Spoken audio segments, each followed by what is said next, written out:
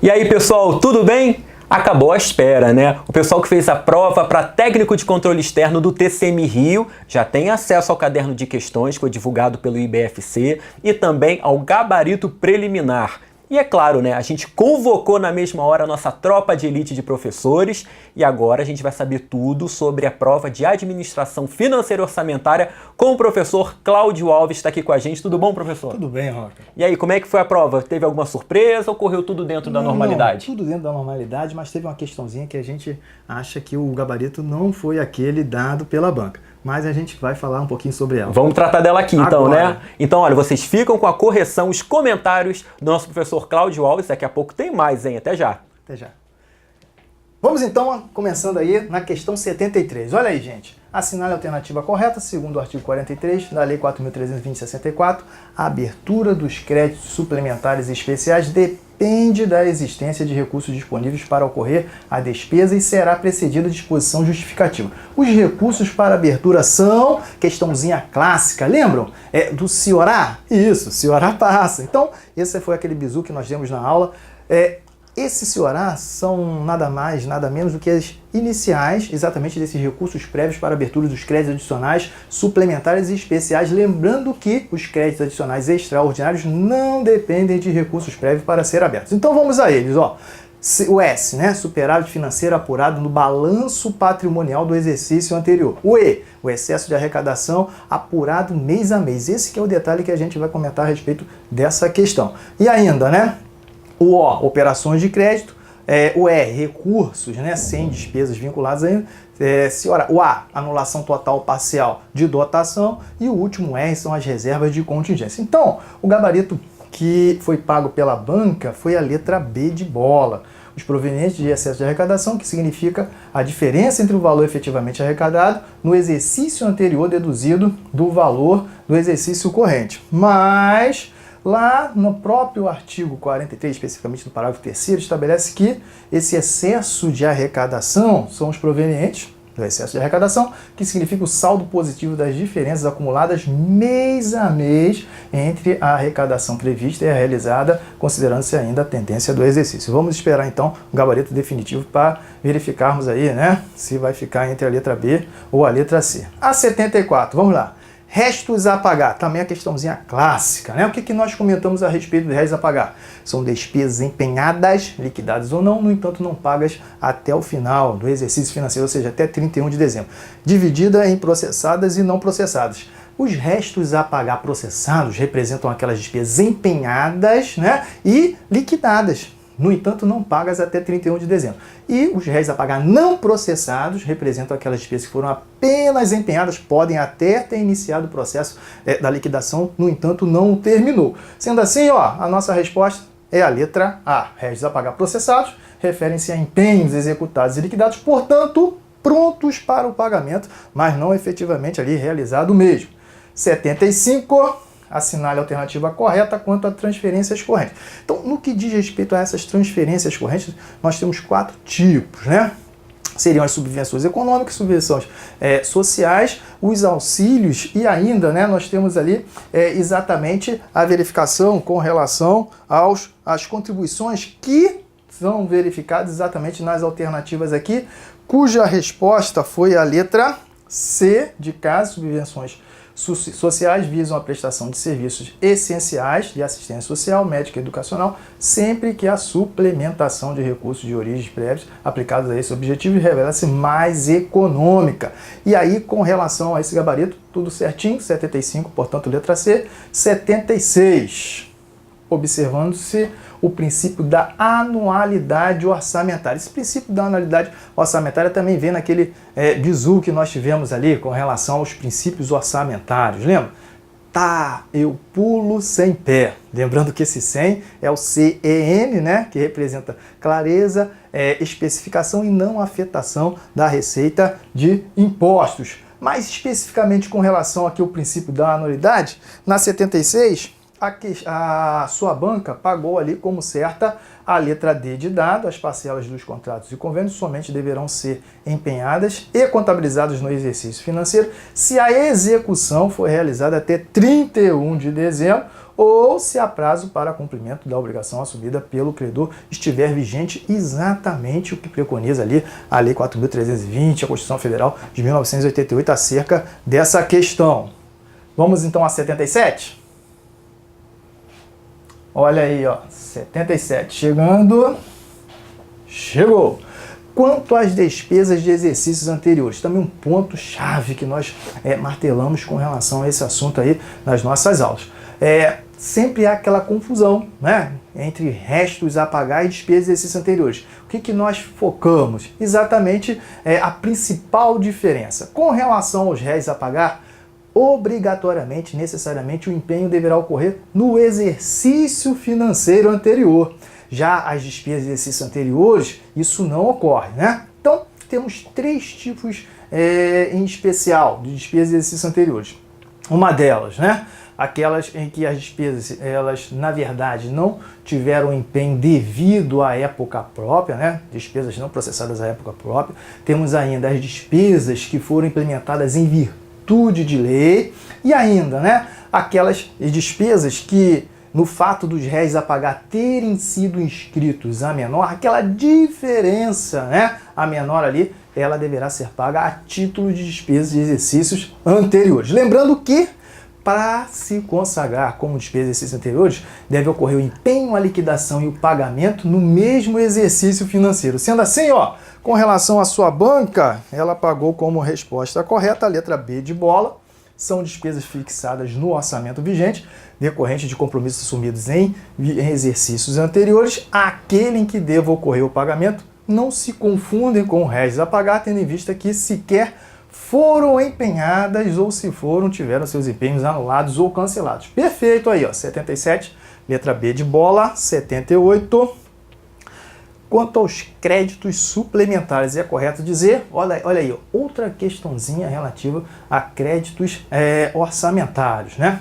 Esses créditos adicionais, na verdade, representam, ou pelo menos são representados em 3 tipos, suplementares, especiais e extraordinários. Então, diferença principal, aquilo que nós falamos nas nossas aulas. Os créditos adicionais suplementares, eles reforçam a dotação já existente, enquanto que os especiais e extraordinários, eles criam uma nova dotação. Desse modo, com relação aos créditos adicionais suplementares, vamos marcar aqui aquela alternativa que diz mais ou menos com relação a suplementar, reforçar uma dotação já existente. Olha aí, nossa resposta, letra D de dado.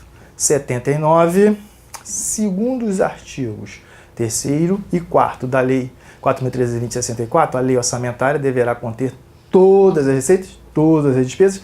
Isso possibilita controle parlamentar sobre todos os ingressos e dispêndios administrados pelo ente público. Este princípio orçamentário é aquilo que nós falamos. Então, outra questãozinha aí de crédito, ou melhor, de, vamos dizer assim, princípios orçamentários, tá, eu pulo sem pé. Então, esse U aí, né, tá, eu, primeiro do U, do eu aí, representa o princípio da universalidade, onde deverão constar no orçamento todas as receitas, todas as despesas.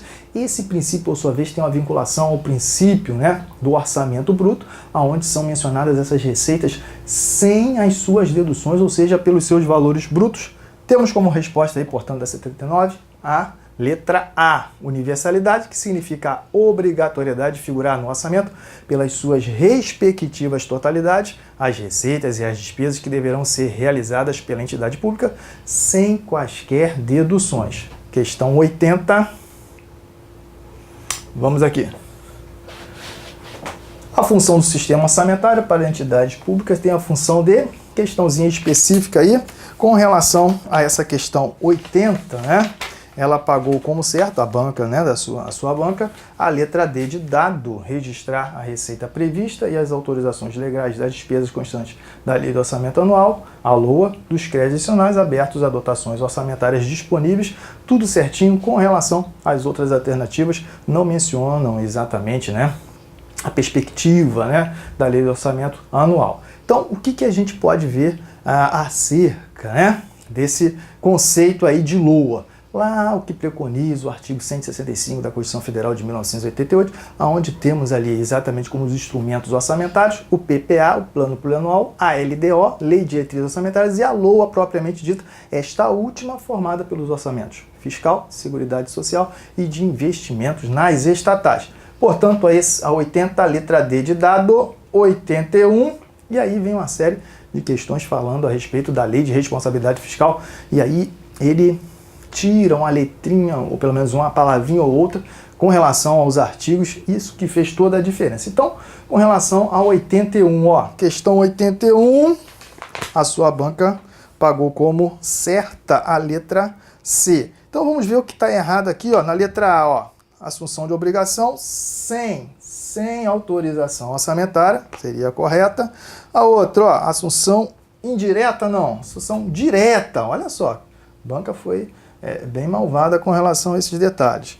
Olha, a letra C é a nossa resposta, e a letra D, o que está de errado? Capacitação ocorrida com não, sem prejuízo do disposto no parágrafo 7º do artigo 150 da Constituição Federal. 81, portanto, nossa resposta, a letra C de casa. Vamos então à questão 82. Olha aí, dívida flutuante compreende. Vimos que com relação à dívida flutuante, ela representa exatamente, né, aquelas obrigações que não tem, ou pelo menos, né, devem ser encerradas no mesmo exercício financeiro em que elas foram inscritas, são extra-orçamentárias e compõem a mesma. Os réis a pagar, serviço da dívida, o débito de tesouraria, os depósitos e ainda papel moeda ou moeda fiduciária. Tem alguma coisa parecida com isso aí, Fera? Isso, a 82 foi exatamente aí a questão, a alternativa B de bola. Réis a pagar, excluídos os serviços da dívida, serviços da dívida a pagar, os depósitos e os débitos em tesouraria, também conhecido como ARO, antecipação da receita orçamentária. 83. Olha aí, questãozinha mais longa. Disporá a lei de diretrizes orçamentárias com relação a essa questão. A nossa resposta é a letra A. Diz respeito exatamente ao equilíbrio entre receitas e despesas, critérios e forma de limitação de empenho a ser efetivadas nas hipóteses previstas na linha B do inciso 2º do artigo 4º, no artigo 9º e no inciso 2º do parágrafo 1º do artigo 31, normas relativas ao controle de custos e avaliação dos resultados dos programas financiados com recursos dos orçamentos e demais condições e exigência para a transferência de recursos a entidades públicas e privadas. As outras alternativas, a banca tenta te enganar com relação exatamente ao que está descrito aí, né, acerca da lei de diretrizes orçamentárias. Vamos então à questão 84. De novo, olha aí, a lei de diretrizes orçamentárias conterá o anexo que, com relação à sua banca, pagou aí, portanto, como resposta a letra B de bola, certinho, que está de acordo aí com o artigo 4º, parágrafo 2º, né? Incisos 1º e 2º, tá? Então, com relação a 84, letra B de bola, 85. Isso. O projeto de lei, tá aqui, ó. Projeto de lei orçamentária anual, elaborado de forma compatível com o PPA e a lei de diretrizes orçamentárias e com as normas de lei de responsabilidade fiscal, deverá conter o que? Então, com relação à questão 85, também aborda os aspectos voltados para a lei de responsabilidade fiscal, aonde no seu artigo 53, inciso 1º, contempla exatamente o que está escrito na letra A. Conterá em anexo demonstrativo de compatibilidade da programação dos orçamentos com objetivos e metas constantes do anexo de metas fiscais. Então, 85, letra A. Vamos à última questão aí, portanto, da matéria de administração financeira orçamentária. Então, na 86, quanto à verificação das metas fiscais, o Poder Executivo Municipal demonstrará e avaliará o seu cumprimento em audiência. Com relação a isso aí, nós podemos notar lá no parágrafo 4º do artigo 8º da Lei de Responsabilidade Fiscal que, com relação, né, à audiência pública na Comissão de Orçamento, Finanças e Contabilidade, ou equivalente, na Câmara de Vereadores, lá menciona exatamente, né, não somente a parte voltada para o município, mas também para o Estado e o Distrito, os Estados e o Distrito Federal.